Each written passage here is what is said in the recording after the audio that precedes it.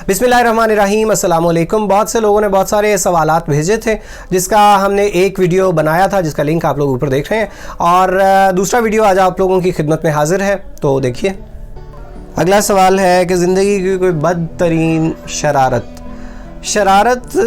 तो नहीं, इसको जुर्म कहा जाए तो बेहतर है। मेरे वालिदैन की एक आदत रही कि उन्होंने पैसे कभी छुपा के नहीं रखे थे। वो एक जगह मखसूस थी, वहीं पे पैसे पड़े हैं, सब बच्चों के सामने होते थे। तो एक बार मुझे आइडिया आया कि पॉकेट मनी से कुछ ज़्यादा भी हासिल किए जा सकते हैं। तो मैंने वहाँ से 4 आने चुराए थे। तो मैं निकल रहा था, तो मेरे निकलने के अंदाज़ से, घर से निकलने के अंदाज़ से अम्मी को शक पड़ गया कि ये कुछ गड़बड़ है। तो उन्होंने मुझे बुलाया, तो मैं भाग के ड्राइंग रूम में चला गया और वहाँ जाके तो फ़ौरन फिर वापस अम्मी जी के पास। अम्मी ने कहा वहाँ क्या रख के आए हो? तो चोर बड़ा कच्चा होता है, तो मैंने बता दिया कि 4 आने रख के आया हूँ। तो उस पर बड़ी ठीक ठाक फेंटी लगी थी, लेकिन ये ज़रूर है कि उसके बाद ज़िंदगी में कभी शरारत जुर्म नहीं किया इस किस्म का, अल्हम्दुलिल्लाह। नेक्स्ट क्वेश्चन है कि ज़िंदगी का खौफनाक तरीन वक्त।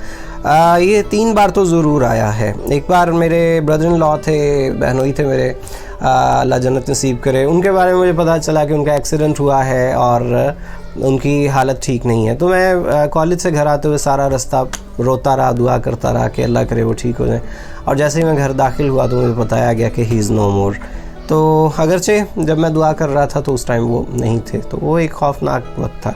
सेकेंडली, मेरे वालिद साहब को अल्लाह जन्नत नसीब करे, वो हॉस्पिटलाइज्ड थे। तो मुझे मेरे कज़न की कॉल आई तैयब भाई की कि आप आ जाएं। तो मेरे दिल ने कहा कि कुछ गड़बड़ है, इसीलिए उन्होंने मुझे बुलाया है।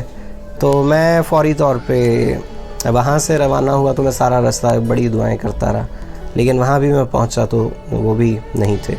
और तीसरा ये कि मेरी हमशीरा, जिनका पिछले साल जिनका इंतकाल हुआ कैंसर की वजह से, तो जिस शाम मुझे ये पता चला था कि उन्हें कैंसर हो गया, तो वो मेरे लिए ख़ासा खौफनाक किस्म का वक्त था। और भी हैं, लेकिन ये 3 बहुत बड़े खौफ के वाक़यात हैं मेरी ज़िंदगी में।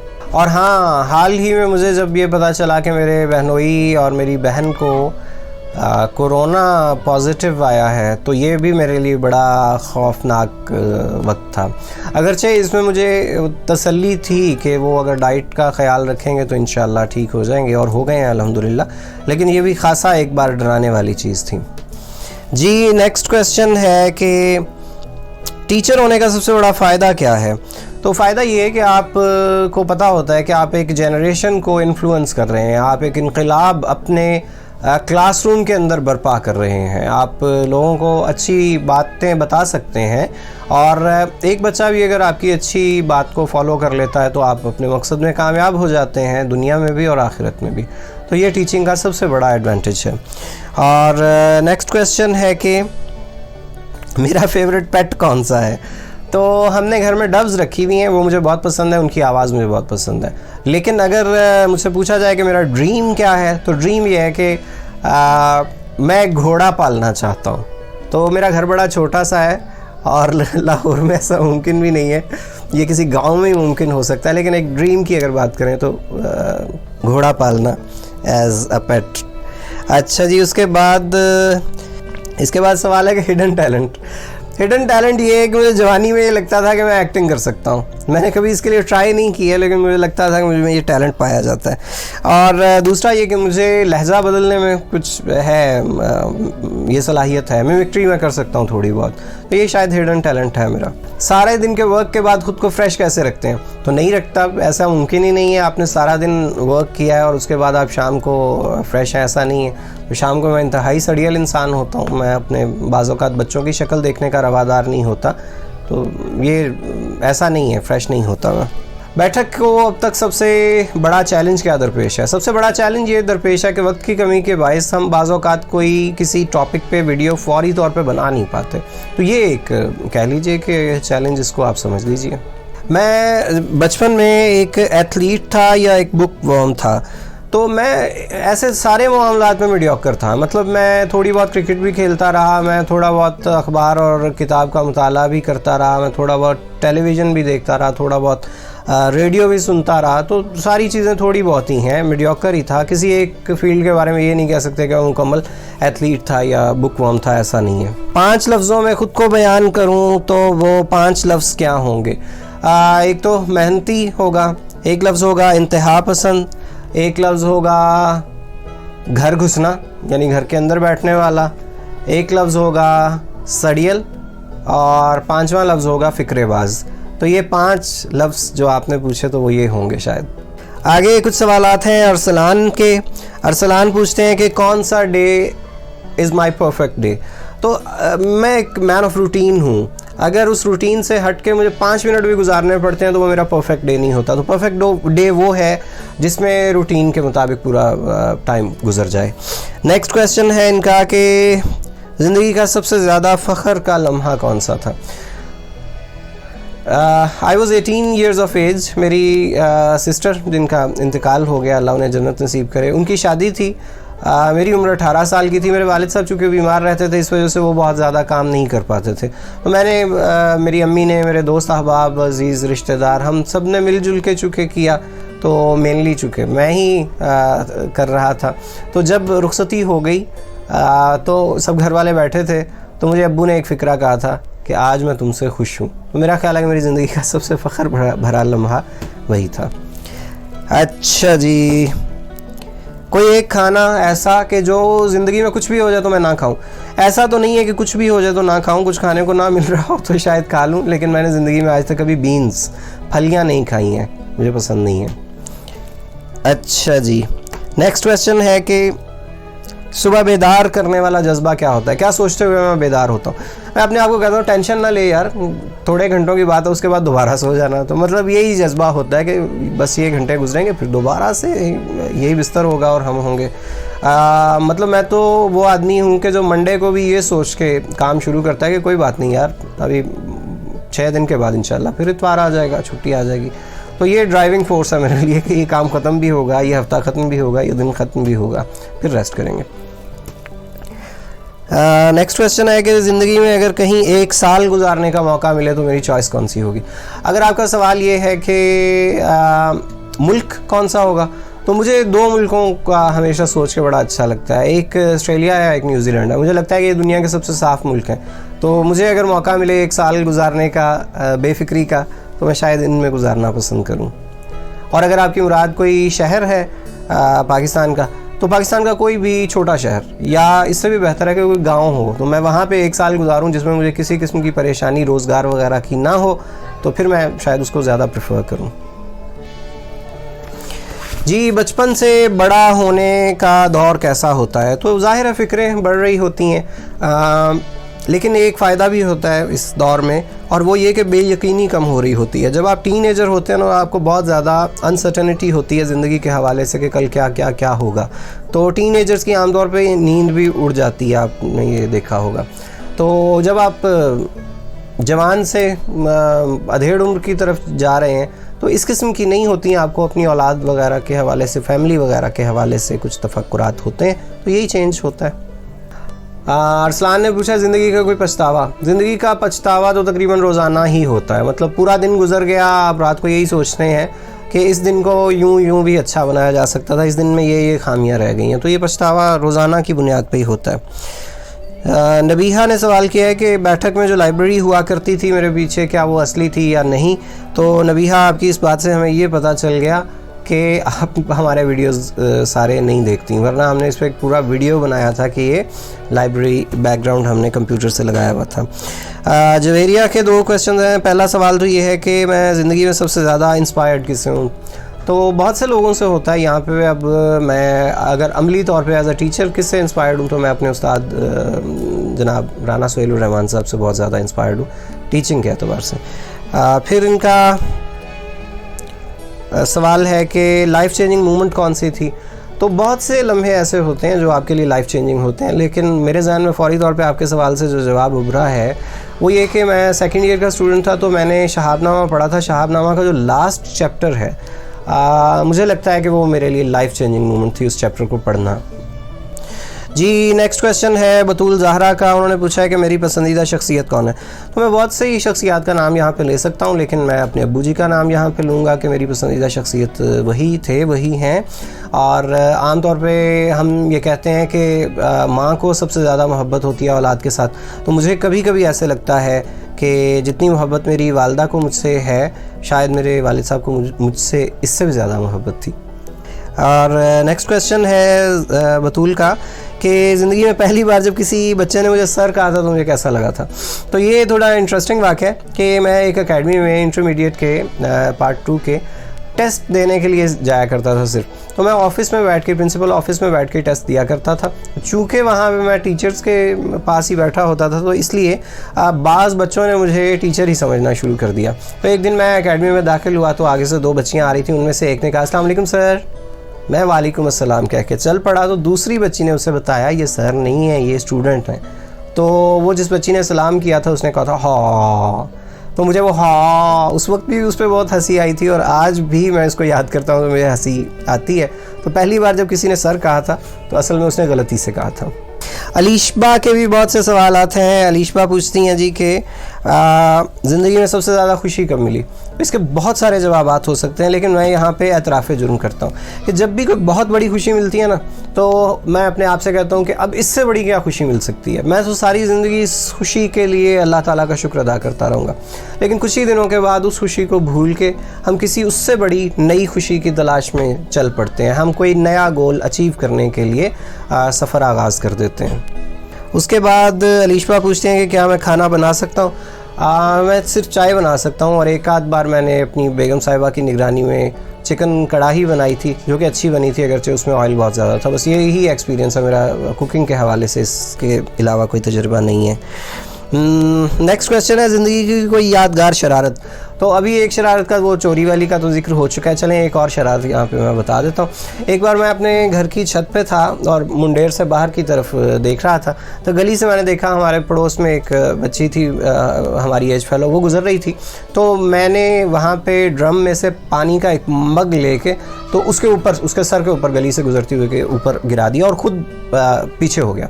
अब कोई 20-25 सीढ़ियाँ हैं वहाँ से दूसरी मंजिल से मैं ऐसे बिजली की तरह पहुंचा कि मैं आके घर वालों के सामने बैठ के मैंने किताब भी खोल ली।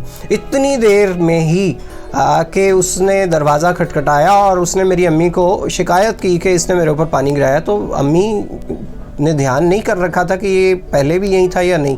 तो अम्मी ने उस लड़की को कहा कि देख लो, ये तो तुम्हारे सामने बैठ के पढ़ रहा है, ये इतनी जल्दी कैसे ऊपर से आ सकता है। तो ये वाक़या मैं पहली बार किसी को बता रहा हूँ, इससे पहले किसी को भी नहीं पता कि मैंने ये कारनामा सर अंजाम दिया था। आपका सवाल है कि मैं टीचर ही क्यों बना। इसलिए कि मुझे कभी कुछ और बनना ही नहीं था। मतलब ये तो हमेशा से डिसाइडेड था कि मुझे टीचर ही बनना है। और हम 5 भाई बहन, और माशाल्लाह जो जिनका इंतकाल हो गया उनके समेत 5 के 5 ही टीचर्स। तो ये शायद हमारी किस्मत में ऐसे लिखा हुआ था, हमारी खुशकिस्मती। नेक्स्ट क्वेश्चन है मेरी पसंदीदा किताब कौन सी है। शुक्र है किसी ने किताब की बात भी की है। तो बहुत सी किताबों का नाम लिया जा सकता है, लेकिन अभी मैंने एक किताब का जिक्र किया, शहाबनामा। शहाबनामा मुझे बहुत ज़्यादा पसंद है, इसलिए कि उसमें मज़हब पे भी बात की गई है, सियासत पे भी बात की गई है, माशरत पे बात की गई है, तसव्वुफ़ पे बात की गई है, मज़हब पे बात, और उसमें रोमांस पे बात की गई है, उसमें भूत प्रेत पे बात की गई है, उसमें ज़बान बड़ी खूबसूरत इस्तेमाल की गई है। तो मुझे लगता है कि ये बड़ी परफेक्ट किस्म की किताब है। अगला सवाल किया है इंशाल ने। इंशाल पूछती हैं चैनल क्यों बनाया था। अफ़शारे इल्म के लिए। मतलब ये कि जो चीज़ पता चले उसका दूसरों को भी पता चलना चाहिए, बेसिक यही मकसद था इसका। और next question very interesting one. Ali Kamran साहब पूछते हैं कि आप पिछले चंद वीडियोस में सफ़ेद कपड़े पहन रहे हैं, क्या इसकी वजह यह है कि लॉकडाउन की वजह से आपको कपड़े धोने पड़ते हैं तो आप वही बार बार इस्तेमाल कर रहे हैं, या कोई और वजह है, या ये कि एक ही दिन सारी रिकॉर्डिंग्स कर ली थी। तो अली साहब आपकी अभी शादी नहीं हुई, लेकिन आपको फिर भी इन बातों का पता चल गया कि लॉकडाउन के दिनों में कपड़े धोने पड़ सकते हैं। नहीं, ऐसा नहीं है। वजह यह है कि मैं तो हमेशा से यही चाह रहा था कि एक किस्म के ही लिबास में सारे वीडियोस बनाए जाएं। शर्ट्स में बहुत सारे इश्यूज़ होते हैं डिफरेंट कपड़े पहनने में कि यार इसमें तो अभी इतने दिन पहले वीडियो बना था और इसमें तो अभी इतने दिन हुए हैं, और अगर मैं वाजिद साहब की तरफ आ रहा हूँ रिकॉर्डिंग के लिए तो फिर मुझे 5 शर्ट्स कम से कम लेके आनी पड़ेंगी कि 5 वीडियोस तो एक दिन में रिकॉर्ड कर लिए जाएँ। तो उसमें बहुत सी कवाहतें होती थी और मैं पर्सनली समझता हूँ कि लिबास के लिए सबसे प्यारा रंग है भी यही। वैसे मेरी अम्मी समझती हैं कि स्काई ब्लू पहनूँ तो ज़्यादा अच्छा है, लेकिन बहरहाल ये वजह है और कोई वजह नहीं है। और फिर ये भी है वैसे कि रिकॉर्डिंग्स हम एक दिन में 1 से ज़ायद करते हैं। अच्छा जी, हाफिज़ आसिफ साहब ने पूछा है कि बेहतरीन उस्ताद कौन होता है और बेहतरीन शागिर्द कौन होता है। हाफिज़ साहब आप यूँ समझ लें, मेरी राय में बेहतरीन उस्ताद वो है कि जो आने से पहले लेक्चर देख के आता है, लेक्चर देख कर पढ़ कर तैयार करके आता है, वो अच्छा उस्ताद है। और बेहतरीन शागिर्द वो है, तालिब इल्म वो है कि जो पढ़ के जाने के बाद लेक्चर को ज़रूर देखता है। तो क्या खूबसूरत डेफिनेशन मैंने आपको बता दी अच्छे उस्ताद और शागिर्द की। अच्छा जी, नेक्स्ट क्वेश्चन है अली रज़ा राना का, और आप पूछते हैं कि अगर मुझे पूरी दुनिया में बेहतरी लाने के लिए एक इक़दाम करना पड़े तो वह एक इक़दाम क्या होगा। तो मुझे लगता है कि मैं पूरी दुनिया में कम अज़ कम मुआवजे का एक कानून बना के उस पर अमल दरामद बड़ी सख्ती से करवा दूँ, कम अज़ कम मुआवजे का। और दूसरे नंबर पे शायद मैं ये करूँ कि मैक्सिमम किसी के जो असासे हैं, एसेट्स हैं, उसकी भी एक लिमिट मुकर्रर कर दूं कि इससे ऊपर किसी के पास असासे नहीं जा सकते, इस लिमिट से ऊपर नहीं जा सकते। तो शायद मुझे लगता है कि इससे कुछ दुनिया में बैलेंस कायम हो सके।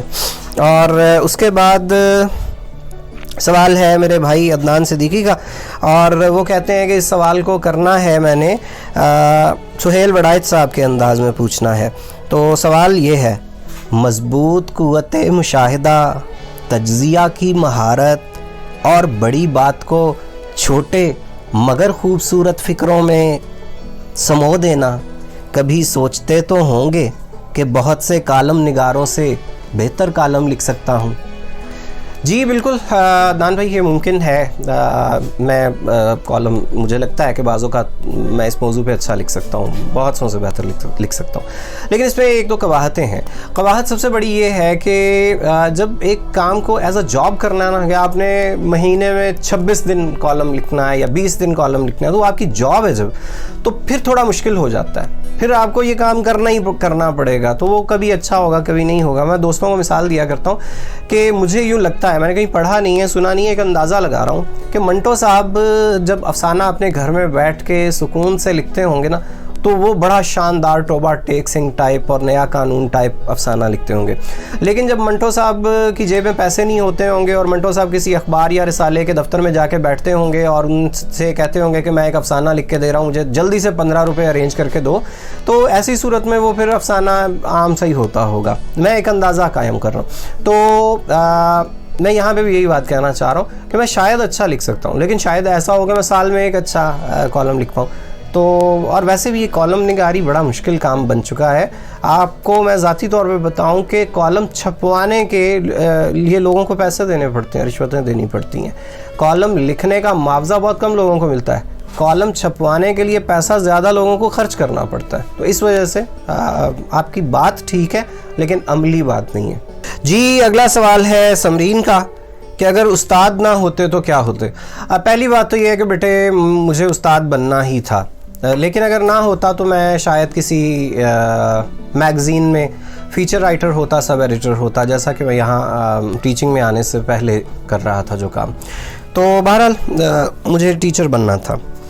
और फैज़ान पूछते हैं कि मेरी ज़िंदगी का हैप्पीएस्ट डे कौन सा था।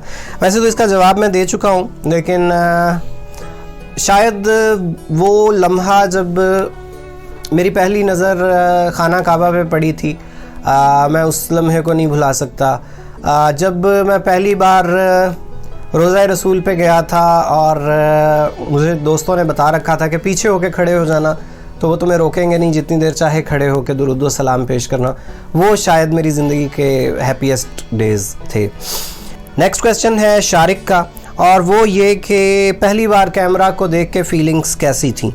तो मुझे बहुत ज़्यादा घबराहट नहीं थी। आप लोगों ने अगर वो वीडियो देखा भी हो, थैंक्स फॉर 1000 सब्सक्राइबर्स, तो उसमें घबराहट नहीं नज़र आ रही। उसकी रीज़न शायद यही थी कि उस वक्त तक मुझे ये पता था कि जो लोग वीडियो को देख रहे हैं उनमें से ज़्यादातर, यानी जो सब्सक्राइबर्स हैं, वो मेरे अपने ही लोग हैं, मेरे रिलेटिव्स हैं, मेरे फ्रेंड्स हैं, मेरे स्टूडेंट्स हैं, इसलिए मुझे बहुत ज़्यादा घबराहट नहीं थी उस वक्त। नेक्स्ट क्वेश्चन है सारा का, और वो कहती हैं कि मैं इंटरमीडिएट के लेवल पे तालीमी निज़ाम में क्या तब्दीली चाहता हूँ। मैं ये चाहता हूँ कि या इसको 100% कंसेप्ट बेस्ड बना दें या इसको 100% रट्टा बेस्ड बना दें। ये जो दरमियान में फंसा रखा है ये काम नहीं होना चाहिए। और मैं वैसे रट्टा बेस्ड होने को इंटरमीडिएट लेवल पे तरजीह दूंगा, लेकिन उसके लिए पैमाने तय होने चाहिए कि अगर 100% यही बात इस बच्चे ने लिखी है और 100% यही इस बच्चे ने लिखी है, तो ये नहीं होना चाहिए कि इसको 2 नंबर दे रहे हैं और उसको 8 नंबर दे रहे हैं। मसावात का मुजाहिरा करें, बच्चों के साथ नाइंसाफ़ी ना करें। मैं सिर्फ ये चाहता हूँ। हसन के 2 सवालात हैं। पहला सवाल तो ये है कि ज़िंदगी की सबसे बड़ी इंस्पिरेशन क्या है। ज़िंदगी की सबसे बड़ी इंस्पिरेशन तो मेरी फैमिली है। फैमिली से बड़ी कोई इंस्पिरेशन किसी आदमी के लिए नहीं हो सकती। और दूसरा सवाल है इनका कि मैं अपने आप को अगले 10 साल में कहाँ देखता हूँ। मैं अगले 10 साल में या तो यहीं पे देखता हूँ जहाँ पे मैं हूँ, या मैं अपने आप को कोई परचून फरोशी करते हुए देखता हूँ, या मैं अपने आप को कोई ऊबर पे कार चलाते हुए देखता हूँ। मतलब मैं किसी भी चीज़ के लिए बिल्कुल तैयार हूँ। मुझे कुछ भी करना पड़े मैं उसके लिए मैं रेजिस्ट नहीं करूँगा। मैं फ़्लो के साथ बह जाऊँगा जब हालात जहाँ मुझे ले जाना चाहेंगे तो। जी, तो ये था क्वेश्चन एंड आंसर का दूसरा वीडियो। उम्मीद है आप लोगों को पसंद आया होगा। अपने कमेंट्स में हमें बताइएगा, और अगर आप भी कोई सवाल करना चाहें तो आपके सामने जो व्हाट्सएप नंबर चल रहा है आप इस पर अपना सवाल भेज दीजिएगा, और इंतज़ार कीजिएगा इस सिलसिले के तीसरे वीडियो का।